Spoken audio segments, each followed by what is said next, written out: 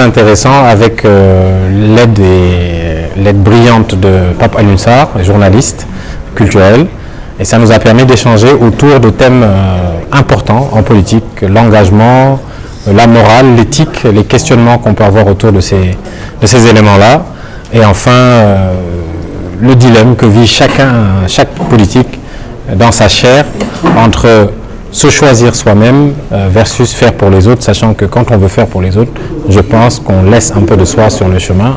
C'est tout l'objet de ce livre. D'accord. Le prétexte de ce débat aura été votre dernier roman, en tout cas votre premier plutôt. Et comment le définiriez-vous ce roman?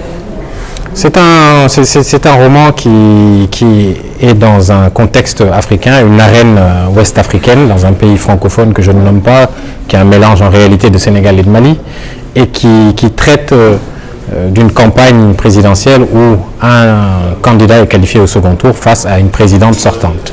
Et donc il est confronté à un dilemme moral très fort parce qu'il se rend compte que quelqu'un dans son équipe a commis un acte qui est contre ses valeurs, et il se trouve que cet acte peut lui permettre de gagner, et donc c'est là où le dilemme intervient, et pour savoir la suite, il faut lire le livre.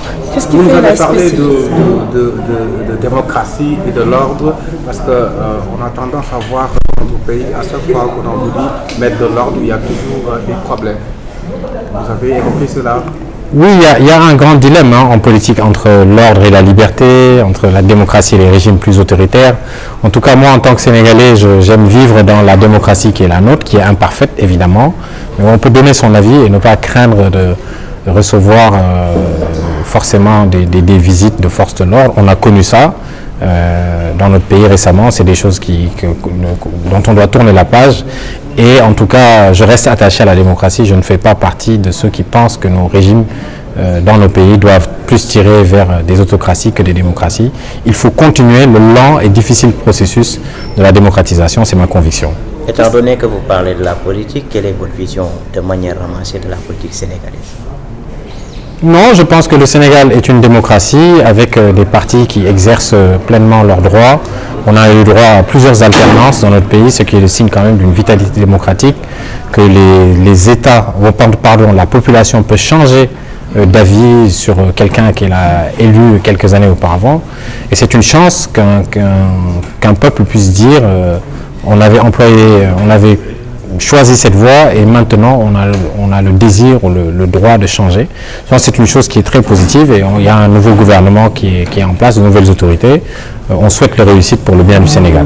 Pourquoi vous n'avez pas abordé le secteur auquel on vous connaît le plus, disons l'énergie plutôt?